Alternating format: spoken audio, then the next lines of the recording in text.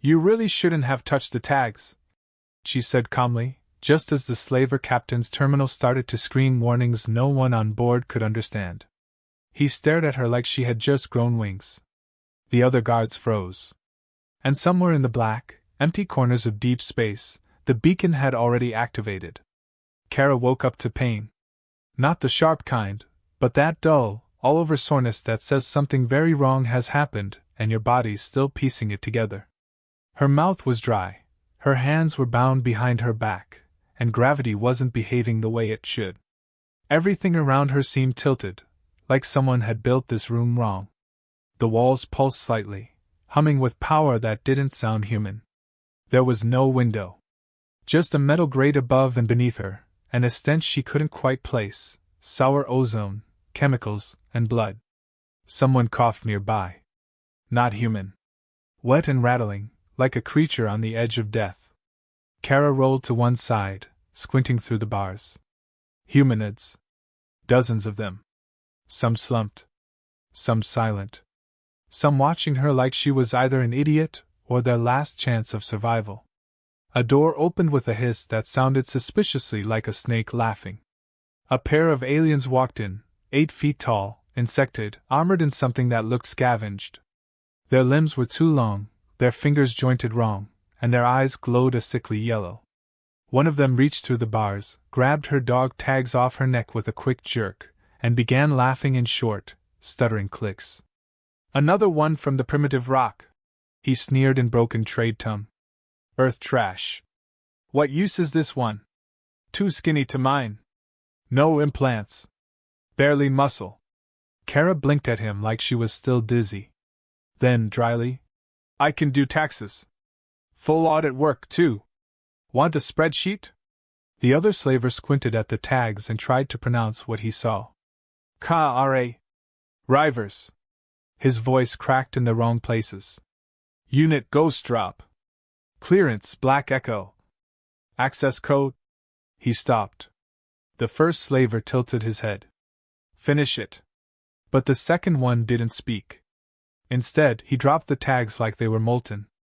They clattered against the floor and slid toward her feet. The room went quiet. Kara smiled. It wasn't warm. One of the other prisoners, a tall blue-skinned man with chains around his arms, leaned forward. What does your tag say? She shrugged as best she could. It's just my old job title. Logistics and evac ops. There were murmurs. The kind of murmurs that turned into rumors. A three-eyed creature in the far corner started whispering in some dialect she couldn't translate, but it passed cell to cell like static on a wire.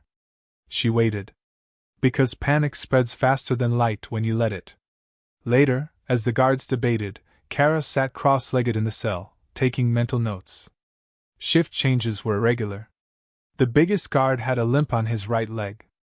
The hallway cameras reset every 30 seconds, a flicker you'd miss unless you were watching for it. And in the cell beside her, a wiry insectoid with one arm kept tapping its mandibles in a pattern that looked suspiciously like Morse code. Someone else out there had training. This wasn't her first time behind enemy bars.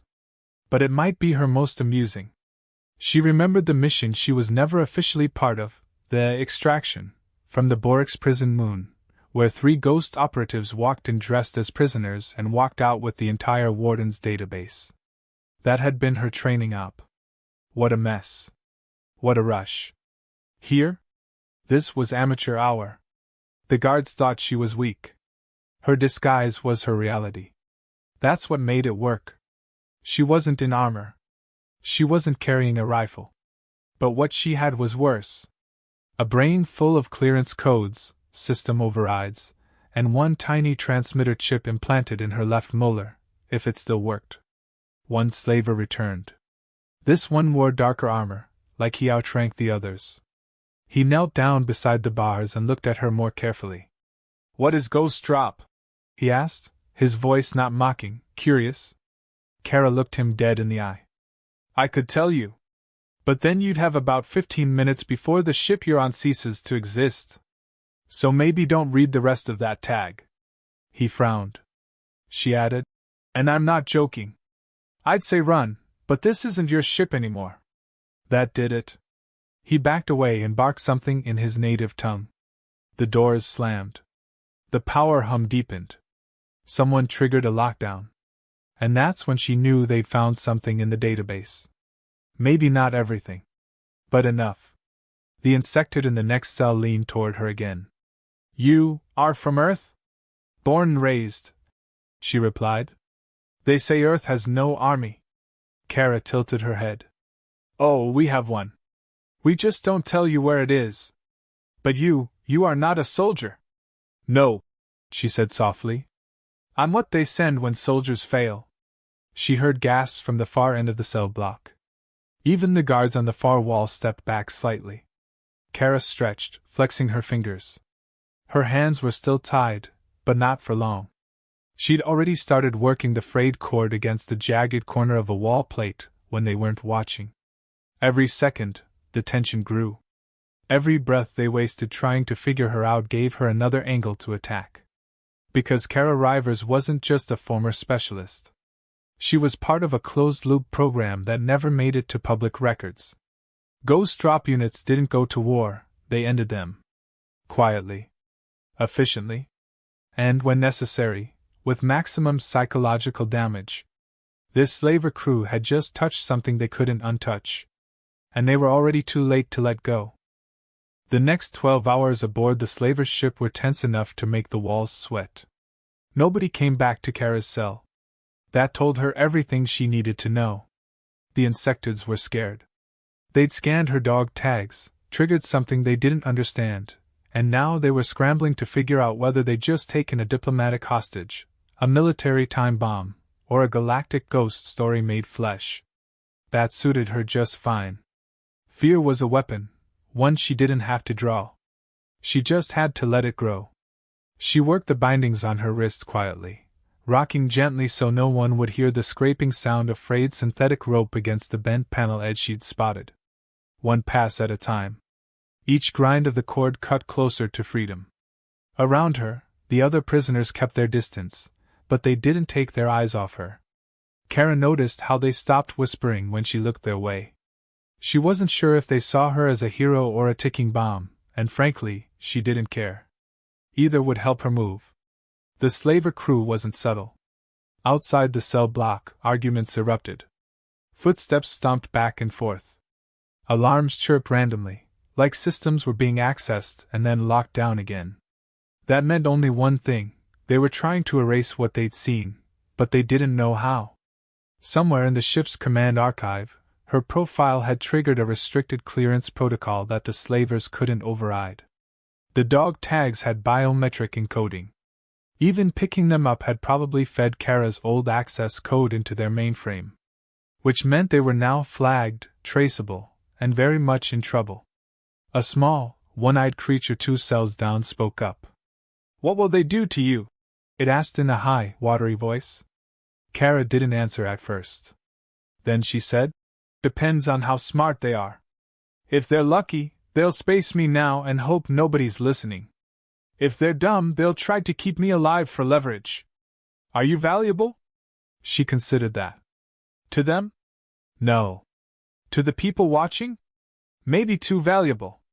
That made the little creature quiet again. At some point during the artificial night cycle, the lights flickered and the entire ship shuddered. It wasn't an engine pulse. It was a systems reboot. They were trying to wipe logs, probably thinking they could outsmart whatever they tripped. Kara gave them credit for being persistent. But persistence only works when you're not already marked. The hacked chip she'd lifted off a dying smuggler 3 days ago, it was the size of a tooth fragment and slipped perfectly under her tongue, was still intact. She'd spent hours memorizing its interface layout when she was on Earth. It had enough brute force power to override a standard cargo ship AI, and enough backdoor access to upload command strings to any ship that had pirated Earth tech. Which this one clearly had. The trick was using it without being noticed. When the guards finally came back, they brought more than fear. The captain himself, an older insectoid with dull plating and a twisted spine, walked stiffly to her cell. Behind him were 2 armored enforcers, each holding static poles. Their armor hissed faintly with pressure cycling, and they stood just far enough back that Kara could tell they weren't confident. The captain knelt at the edge of the cell and studied her. "You are not what you seem," he rasped. Kara didn't blink. "Neither are you. But I make it work." He slid the tags across the floor toward her again. "These are trouble." "You don't say." "We access them. Now we cannot unsee. That's usually how eyes work," he hissed, agitated. "What is Black Echo clearance?" Kara leaned forward. "It's the kind of thing that gets entire fleets erased from official records when they stumble into the wrong orbit. You're in over your head. We are not Earth's enemy. You kidnapped me, chained me, tried to classify me as mining labor, and laughed about it. You're lucky I haven't killed you yet." The captain looked down. His mandibles clicked softly, almost like a stutter in thought. "You will come with me. We must skin your neural pattern." Kara stood up slowly. She could have refused. Could have started her play now. But she needed one more layer of confirmation, proof they'd exposed themselves beyond recovery. Letting them walk her into their own system core might just be the most efficient route to burning the entire ship from the inside. She walked calmly between the two guards. Her hands were free now. She'd snapped the last of the cord but kept it looped behind her to maintain the illusion. They led her through winding corridors, past walls pulsing with biometal and stinking with recycled air. The slaver's ship was old, slapped together from stolen tech and barely functional systems. That made it vulnerable. Patchwork meant exposure. It also meant improvisation. They reached a chamber lined with glowing blue coils. A central pod, cracked open like an egg, pulsed with neural interface strands. Kara had seen this setup before, once on a derelict research ship near Saturn, another time during an op that wasn't supposed to exist. A mind reader system. The kind used to extract language, knowledge, and identity from beings with no translators. It was brutal, invasive, and illegal under almost every known code. And the slavers were using it like it was just another tool. They motioned her in. Kara stepped up, sat on the cold core surface, and let the neural strands wrap around her temples. The captain hovered nearby, watching. The moment the device hummed to life, she closed her eyes and activated the chip under her tongue. The neural reader spasmed. The interface lights blinked once, twice, then froze. Kara's pulse didn't change. She counted to 5. The hack was inside now. Crawling up the old Earth protocols the slavers had copied and embedded into their ship's software years ago. A perfect route. Like climbing through a back window they didn't know was open. Alarms didn't blare. Not yet. Kara had programmed the chip's payload to remain dormant, just long enough to spread through every part of the ship's digital backbone. The captain leaned in. "What are you doing?" Kara opened her eyes. "Finishing what you started." Then she smiled.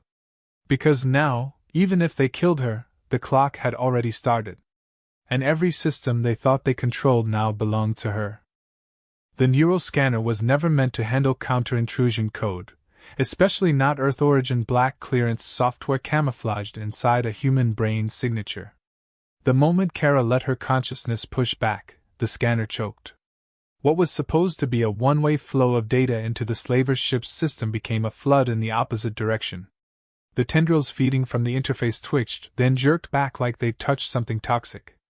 Sparks flared from the base. The hum of the core turned into a shrill whine. Kara didn't flinch. She kept her eyes locked on the captain, watching his composure melt into something between horror and denial. He stepped back. "Shut it down," he barked to his subordinates, but the two enforcers just stared at the interface, unsure what to touch. That was the other benefit of backdoor tech. Only Earth operatives knew where the kill switch was. Everyone else just flailed and made it worse. The screen beside the scanner lit up with foreign characters, rapidly translating themselves into the slaver's language. It read, "Clearance confirmed. Black Echo protocol initiated. Remote link enabled. Beacon response pending." The captain growled. "Disable it!" "You can't," Kara said quietly, peeling the last neural strand from her temple. "You accessed it. It responded. And now, well, let's just say you've called home."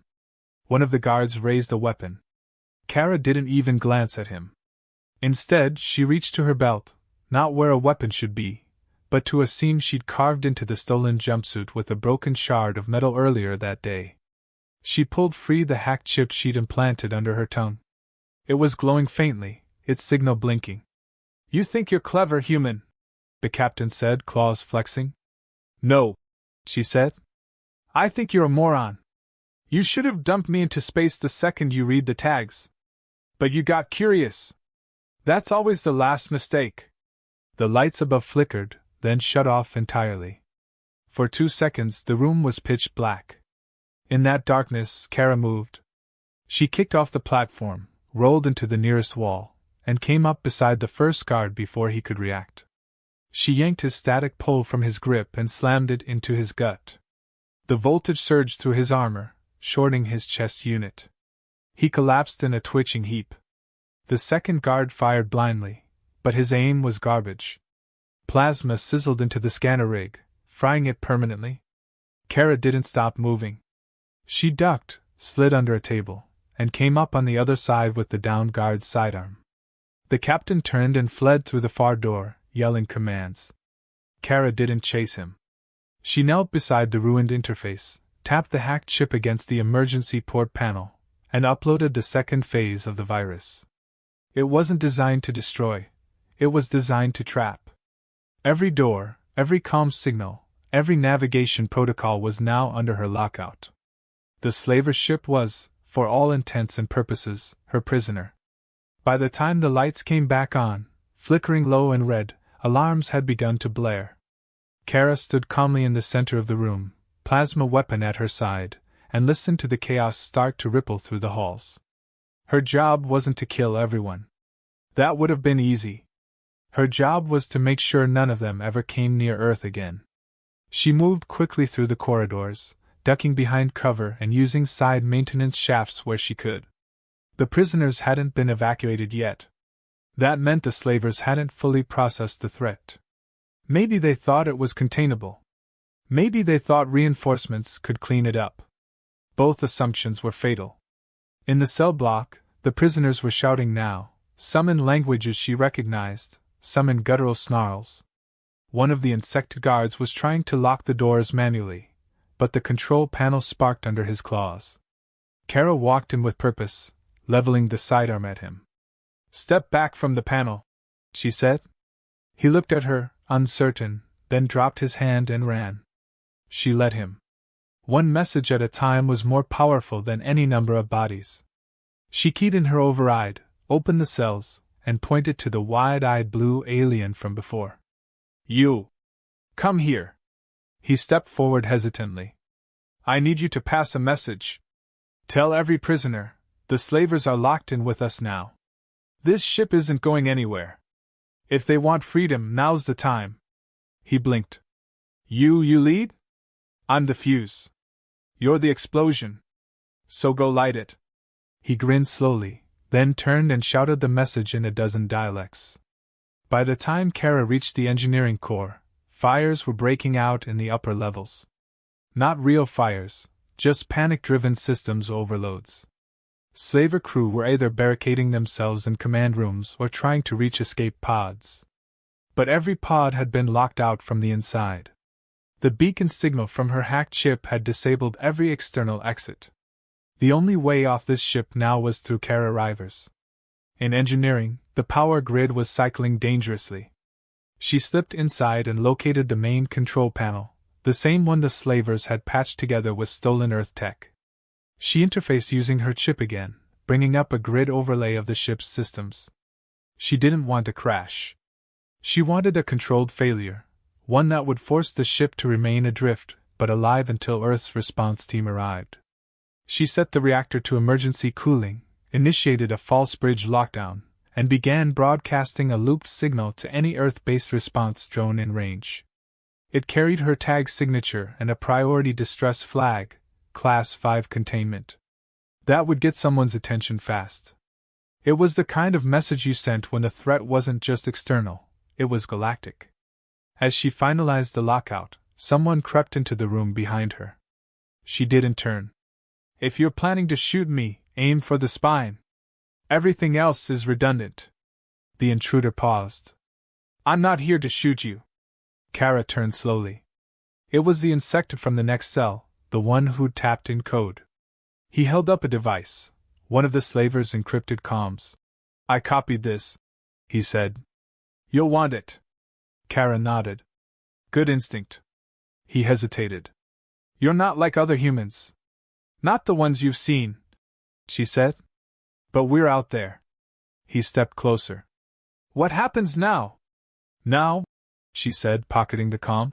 Now they find out what happens when you chain the wrong girl.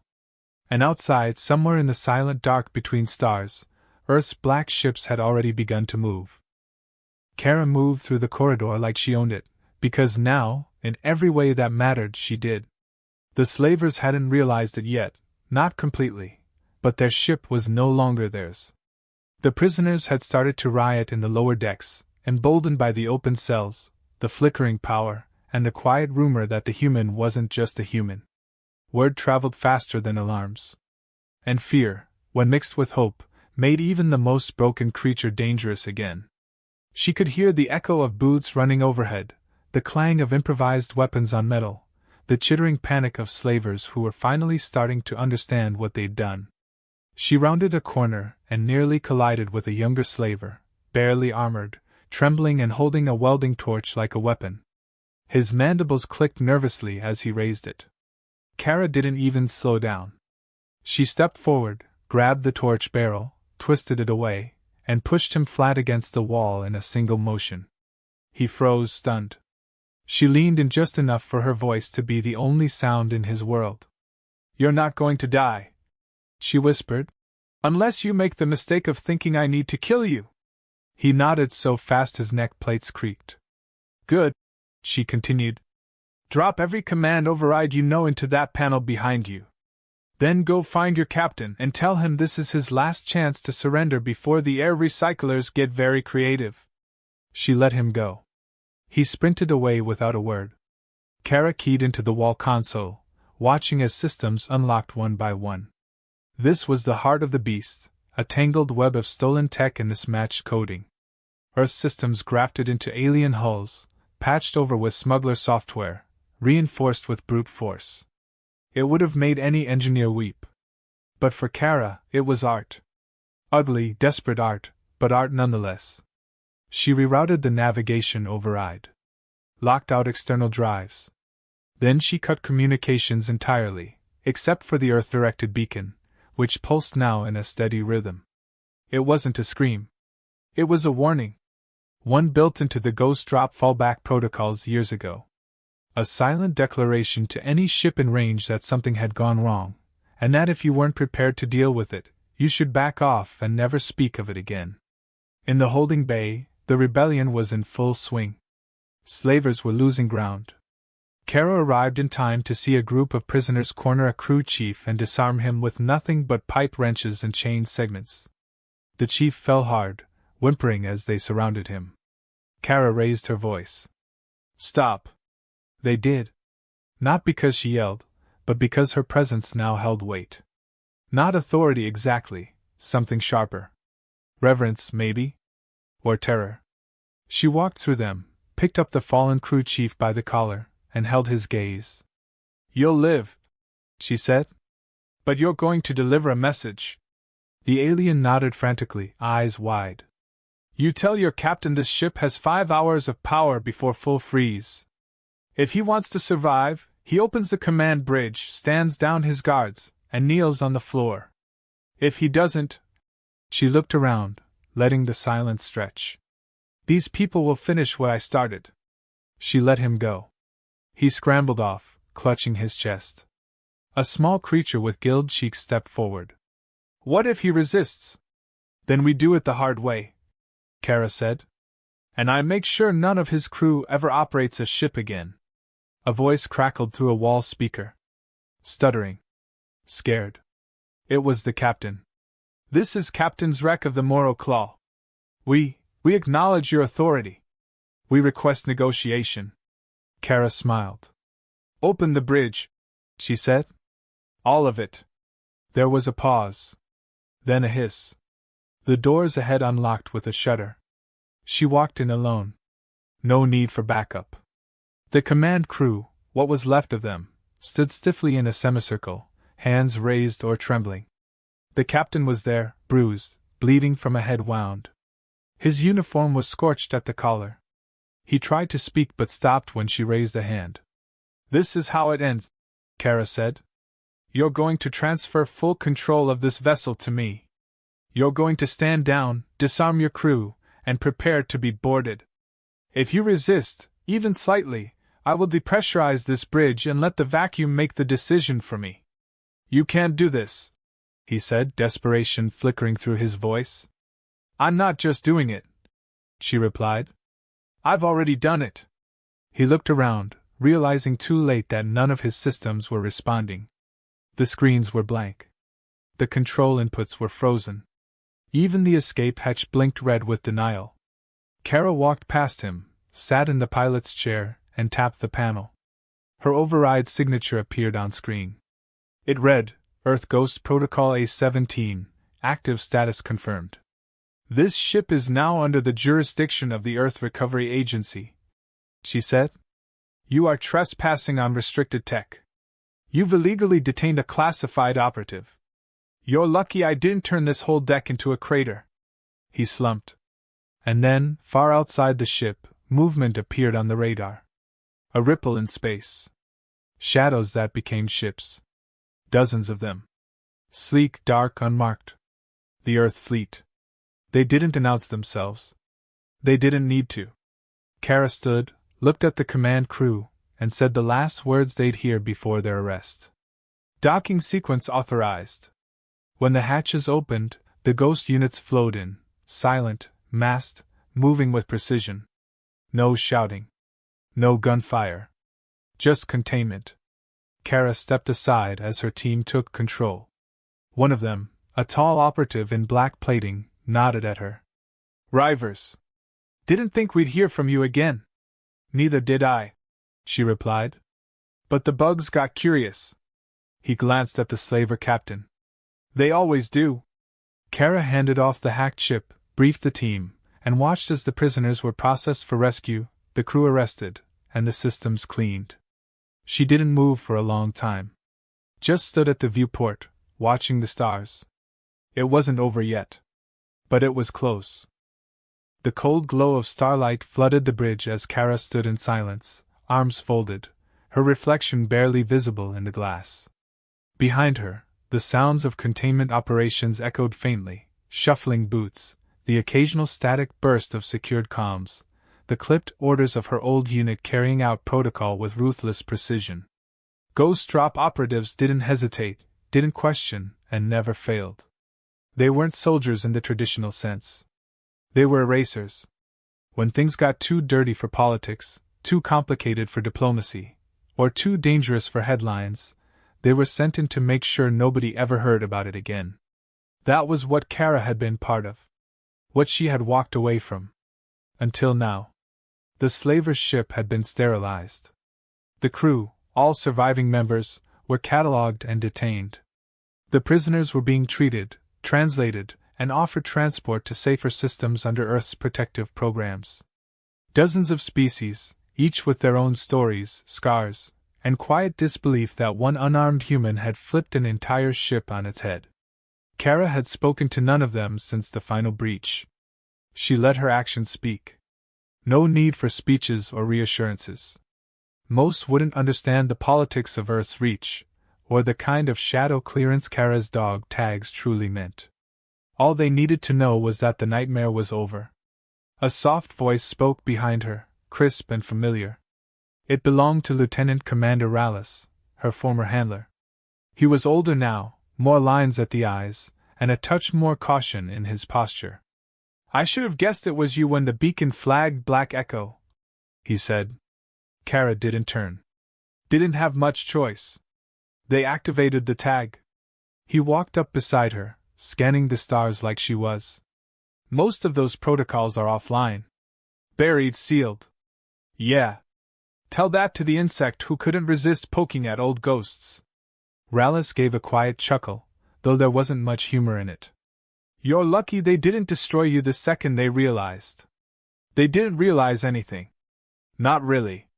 They saw a human, underestimated me, and got scared too late. He nodded. You could have sent the distress sooner. I could have, she said. But it needed to get messy first. If I triggered the beacon right away, Earth would have wiped the ship from orbit. No prisoners freed. No message sent. Rallis turned to her, curious. Message? Kara finally looked at him. This wasn't just about me. This was about reminding the galaxy that some humans can't be caged. That Earth doesn't leave its ghosts behind. Slavers, pirates, smugglers, they'd been getting comfortable. They needed a reminder. His expression shifted slightly. Not quite disapproval, but something close to concern. That wasn't your call. It stopped being your call the second you put me on the deactivated list, she said flatly. I was supposed to rot in peace. You all made sure of that. You requested decommission, he said, quietly defensive. I requested silence. Not erasure. There's a difference. They stood in awkward quiet for a few seconds before Rallis sighed. So what now? Kara turned back to the viewport. Now you filed the report. Say a rogue signal from a decommissioned operative triggered a successful ghost recapture. Keep it clinical. Keep it vague. You and I both know the real details aren't going anywhere official. And you? I walk away again. I've had my moment. He studied her profile. They'll talk about you. You're a myth now. Good, she said. Let them tell stories. Fear's a better leash than policy. Rallis gave a slight nod, then turned and walked away, his boots clicking softly on the polished bridge floor. Kara stayed put. Watching. Waiting. Somewhere out in the void, news of this incident would already be reaching the fringes. Not through official channels, but whispers. A slaver ship gone dark. Crew captured. Survivors claiming a single human orchestrated the uprising. And the tag that glowed with a clearance the galaxy thought had been erased. Down in the holding bays, the prisoners were preparing for transfer. A young alien girl with pale skin and wide, sunken eyes clutched a thermal wrap around her shoulders and stared up at Kara as she passed. She reached out, gently tugging Kara's sleeve. You're not just a soldier, are you? Kara knelt slowly, meeting her gaze. No. I'm something they forgot existed. And now they'll remember. The girl looked confused. But why did you come back? I didn't, Kara said with a dry smile. They just made the mistake of dragging me forward. She rose, ruffled the girl's head gently, and walked on. There were no goodbyes. No cheers. She didn't need them. What she had was enough. A ship seized without a single support team. A warning broadcast without firing a single official shot. Ghost drop work was never about glory. It was about outcome. Outside, the black ships peeled away from the seized vessel, falling back into formation like a school of silent sharks. Kara stood at the edge of the docked ramp, one hand resting on the cold frame, watching them vanish into the stars again. They'd come without a sound, moved like shadows, and left behind nothing but control and compliance. That was their way. As she turned to walk toward the last shuttle, her boots clicking softly across the hull, the stolen comm unit she'd kept tucked into her belt buzzed once. She picked it up, narrowed her eyes, and read the scrambled message flashing across the screen. One word. Watching. She smiled. Of course someone was. You didn't survive Ghost Drop without being watched. You didn't trigger a Class 5 signal and disappear into retirement again. She'd never really be free. But maybe that was fine. Maybe knowing someone was always on the other end made the universe just a little less empty. She powered off the device and tossed it back onto the bridge of the slaver ship, letting it clatter uselessly across the floor. Let them find it. Let it be another unanswered question. Then she stepped aboard the last shuttle, sat down, and let her head rest against the cold panel wall. She closed her eyes, not to sleep, but to think. To plan. Because there was one truth she couldn't ignore anymore. She wasn't done. Not yet. And the next time someone read her dog tags, they wouldn't even have time to regret it.